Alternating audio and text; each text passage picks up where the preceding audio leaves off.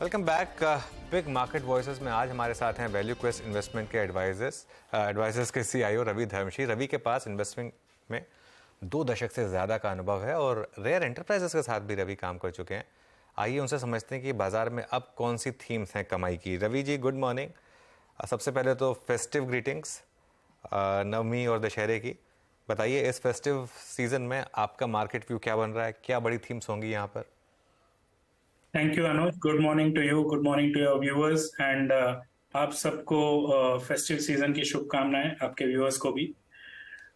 Coming to the market view, see हमारी market ने almost 3.5 साल से जो रैली की है, जो मार्च 20 के बॉटम से, तो वहां से एक बीच में 15-18 महीने का करेक्शन कंसोलिडेशन हुआ है, बट एक सीरियस करेक्शन आया नहीं है। और खास करके मिड एंड स्मॉल कैप में जो रैली आई है लास्ट 6 महीनों में, काफी हद तक काफी सारे शेयर काफी ओवर प्राइस्ड हो चुके हैं।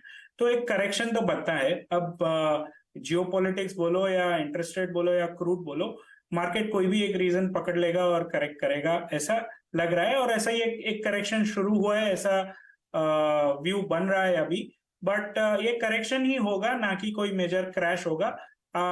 So one has to, if you have a 3 to 5 years perspective, तो निवेश करने का शुरू करना चाहिए, ऐसा लग रहा है। ओके, चलिए तो कुछ थीम्स की बात करते हैं। अच्छा, मुझे एक चीज़ बताइए, आपने ये एक्सचेंज स्टॉक्स में इन्वेस्ट किया है क्या? काफ़ी शानदार मोमेंटम आ रहे हैं यहाँ पर। या फिर मार्केट मार्केट पार्टिसिपेंट्स, इंटरमीडियरीज, इस स्पेस में इन्वेस्ट किया है क्या? Yes, so I think capital market, infra companies, capital market intermediaries, exchanges, this is the non-financial, non-lending part of the financial sector. हम काफी बुलिश हैं इस पर। यहाँ पर ये जो बड़ा थीम है कि इंडिया में फाइनेंशियलाइजेशन हो रहा है, more and more people are becoming part of the financial system, and within their asset allocation they are choosing more financial assets over physical assets. तो रियल एस्टेट और गोल्ड की जगह पर इन्वेस्ट करने में अब थोड़ा एसआईपी, थोड़ा इंश्योरेंस, थोड़ा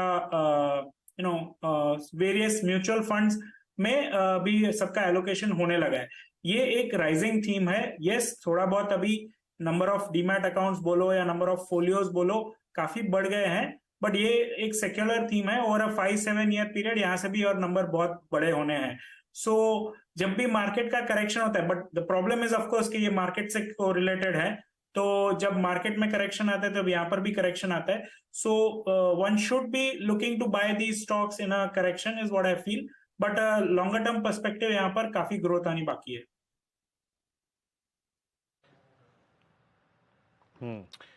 रवि जी, आपसे खुलकर एक दो स्पेसेस पे बात हुई है पहले भी, और जिन्होंने अच्छे स्विंग दिए भी और पैसा बहुत बना। Railway stocks, defence stocks.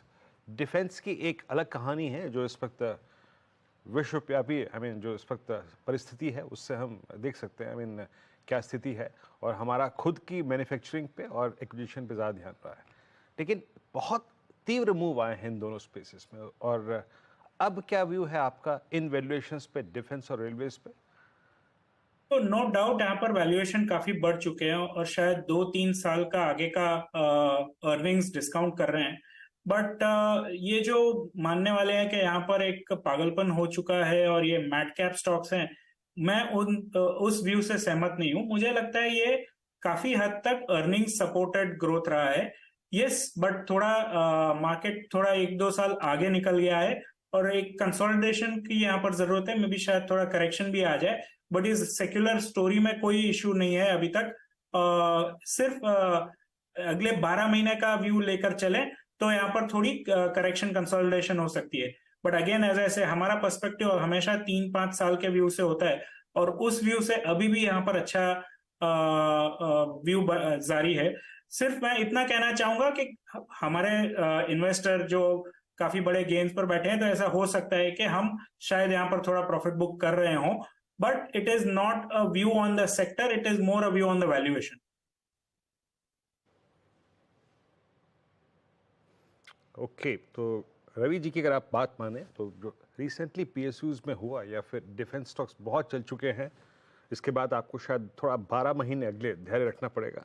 कुछ प्रॉफिट बुकिंग पॉसिबिलिटी है यहाँ पर, क्योंकि थोड़ा सा एक्सीड कर चुके थे, उनका रन ओवर एक्सीड कर चुका था। लेकिन अगर आपका व्यू 3 से 5 साल का है, प्रोस्पेक्टिव इस अवधि का है, तो कोई दिक्कत की बात नहीं है डिफेंस और आई थिंक रेलवे स्टॉक्स में। अच्छा रवि जी, अब थोड़ा सा आते हैं कंस्ट्रक्शन और इंफ्रास्ट्रक्चर पे। इनफैक्ट अगर इन सबका समावेश लेके चले, रियल स्टेट का भी, कंस्ट्रक्शन का भी, इंफ्रा का भी, तो सबसे पहले बात करते हैं सीमेंट का। सीमेंट पे पिछले कुछ समय से बहुत अच्छे मूव्स विजिबल है। आपका सीमेंट पे व्यू क्या कह रहा है इस वक्त? तो वीरेंद्र जी, हम सीमेंट सेक्टर को बहुत ज्यादा क्लोजली ट्रैक नहीं करते हैं, because cement is a commodity sector. ऐसा नहीं है कि हम कभी नहीं देखेंगे, but it is a big barometer for the overall economy. But हम यहाँ पर ज्यादा निवेश नहीं करते हैं।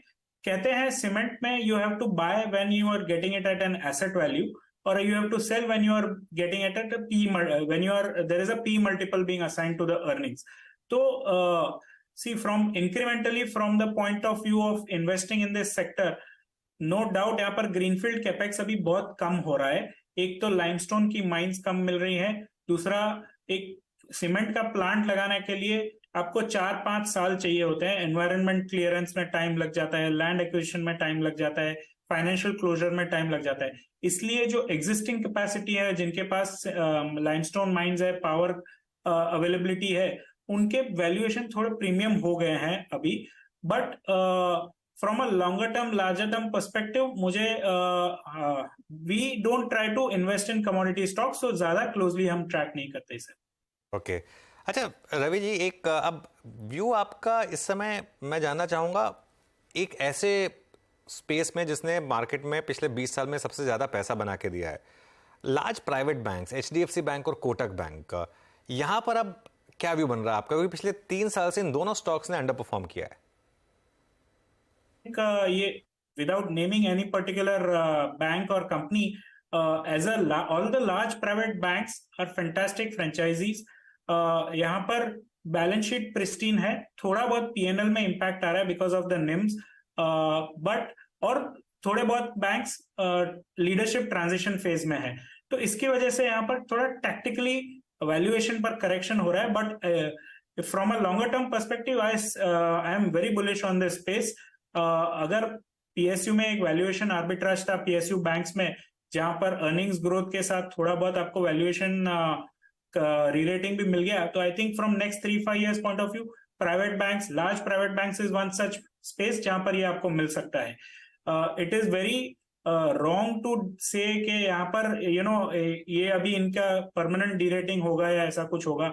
In fact I feel this is a great time from the next 6-12 months point of view. शायद यहाँ पर थोड़ा दबाव बना रहे, but that is the time to be accumulating these stocks from the next 5 years perspective, because यहाँ पर ना बैलेंस शीट का इशू है, ना ग्रोथ का इशू है, ना फंडिंग का इशू है, थोड़ा बहुत मार्जिन का इशू है और लीडरशिप ट्रांजिशन का इशू है, बट वो सारे प्रॉब्लम सॉल्व हो जाएंगे over the coming quarters.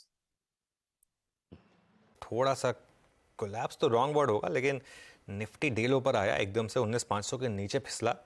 Bank Nifty भी करीब 50-55 पॉइंट नीचे, लेकिन आज की पेन पॉइंट है mid cap market. Mid cap index अब 1% नीचे और 1:6 अब एडवांस डिक्लाइन रेशियो इस समय, तो काफ़ी ख़राब हो रहा है इस समय मार्केट इंटरडे में, खासतौर से ब्रॉडर मार्केट में। अच्छा रवि जी, एक आईटी पर क्या व्यू बन रहा है? अब क्या बॉटम लग चुका है यहाँ पर? क्योंकि स्टॉक्स गिर नहीं रहे हैं, चाहे नंबर्स खराब हों, चाहे गाइडेंस कम कर रही हों कंपनियां, और मिड कैप आईटी में तो एक्चुअली रैली देखी है हमने, तो क्या आईटी में बॉटम बन चुका है आपके हिसाब से? नहीं, so as you rightly said, हमको अलग अलग बकेट सोचना पड़ेगा। IT is not one sector anymore. यहाँ पर लार्ज कैप आईटी है, वहां पर थोड़ा इश्यू है। एक तो यूएस में जो इंटरेस्ट रेट बढ़े हैं उसकी वजह से वहां पर इकोनॉमिक रिसेशन आना है, आ जाएगा या 6 महीने बाद आएगा इज द ओनली क्वेश्चन। और अगर वो रिसेशन आया तो आईटी सेक्टर पर उसका सबसे ज्यादा प्रभाव पड़ेगा। And within IT sector the large cap are the ones that will bear the brunt of it. जो 8-10% ग्रो हो रहे थे, उनका ग्रोथ ऑलरेडी अभी 1 से 3% पर आ गया है, और वो 1 से 3% में भी क्वार्टर बाय क्वार्टर 2-3 क्वार्टर से कॉन्स्टेंटली डाउनग्रेड कर रहे हैं उनके guidance. So that tells you the lead indicators, जैसे हायरिंग होता है, एट्रिशन होता है, वो सब पॉइंट कर रहा है कि यहाँ पे आगे चलकर प्रॉब्लम आना है। और ये क्या आईटी है ना, काफी ऑपरेटिंग लेवरेज ड्रिवन मॉडल होता है, तो जब स्लो डाउन आता है तो मार्जिन पर भी इंपैक्ट आता है उसका। So I will not be in a hurry to buy the large IT companies. Having said that there are some smaller IT companies जो इंजीनियरिंग R&D स्पेस में है, या किसी प्रोडक्ट कंपनीज है, या प्लेटफॉर्म कंपनीज है, वहां पर थोड़े ड्राइवर्स अलग हैं. वहां पर यूएस इकोनॉमी ड्राइवर नहीं है, ना ही उनको एआई का थ्रेट है इतना. So that is one space where there is possibility of a growth beyond 15-20%. तो वहां पर स्टॉक्स भी उसी तरह फैक्टर इन कर रहे हैं. बट ओवरऑल आईटी स्पेस पे थोड़ा न्यूट्रल ही है हम लोग.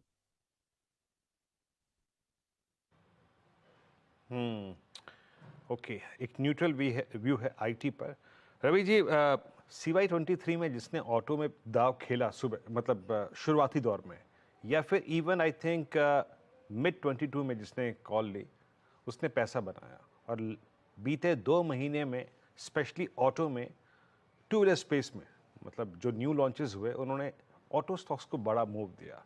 टीवीएस पहले से ही अपने ईवी वेंचर के लिए बहुत स्ट्रॉन्ग था, ऑल टाइम हाई पे था. बजाज और हीरो मोटोकॉर्प के 2 लॉन्चर्स ने उनको एक बहुत सुपर स्विंग दिया. बजाज तो खैर बिल्कुल ही डिफरेंट, राइस बार की अर्निंग्स भी बहुत स्ट्रॉन्ग है. आपका झुकाव इस वक्त पूरे ऑटो पे कहाँ पर है? I mean commercial vehicle segment में, पैसेंजर व्हीकल सेगमेंट में, टू व्हीलर में, या फिर एंसिलरी स्पेस पे आप बैटरीज में जाएंगे या फिर टायर स्टॉक्स में जाएंगे? सो वीरेंद्र जी, बेस्ट परफॉर्मिंग तो ऑटोज में एक्चुअली ट्रैक्टर स्पेस रहा है. ट्रैक्टर, सीवी साइकिल, ये सारे 2-3 साल से साइकिल चल रही हैं. यहाँ पर शायद आगे चल के 1-2 साल और चल सकता है तेजी का माहौल.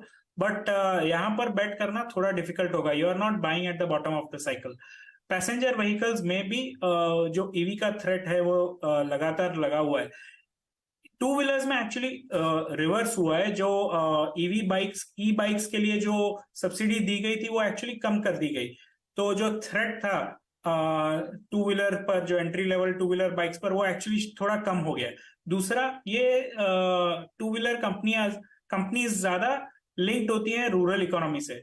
और rural economy has not been a big mover since last 3-4 years. पर यहाँ पर शायद अभी चेंज हो सकते हैं. The way government is giving MSP hikes, the way dearness allowances are being given, focus is on reviving the rural and agri. This being a pre-election year, थोड़ा बहुत यहाँ पर भी फंड्स का फ्लो रह सकता है. तो उसकी वजह से बॉटम ऑफ द पिरामिड और रूरल फोकस्ड सेक्टर्स पर शायद थोड़ा रिवाइवल आ सकता है. So from that point of view, two wheeler is actually still early in its cycle of revival, is what I would say. And the valuations are also still in favour. So that would be our space of preference within the whole auto space as of now. Besides that, we like auto ancillaries, जहां पर आपको you don't have to take a call on a particular segment, because you can कोई एक OEM ठीक करे या ना करे, but auto ancillaries तो ठीक कर सकते हैं. But you have to find companies that have kind of big market share in that particular space, and all the OEMs will be procuring from them. But so we prefer two wheelers and auto ancillaries, and we don't prefer so much of CVs and tractors at this stage. Okay Ravi ji, बहुत बहुत शुक्रिया आप इस कार्यक्रम में शामिल हुए आज नवमी के दिन, और हमसे हर मुद्दे पर, हर सेक्टर पर बातचीत हुई. एक बार फिर से शुक्रिया, और आपको दशहरे की अग्रिम शुभकामनाएं सर. बहुत मंगलमय रहे आपके लिए ये पूरा का पूरा, मतलब फेस्टिवल वीक और फेस्टिवल मंथ. बहुत बहुत शुक्रिया.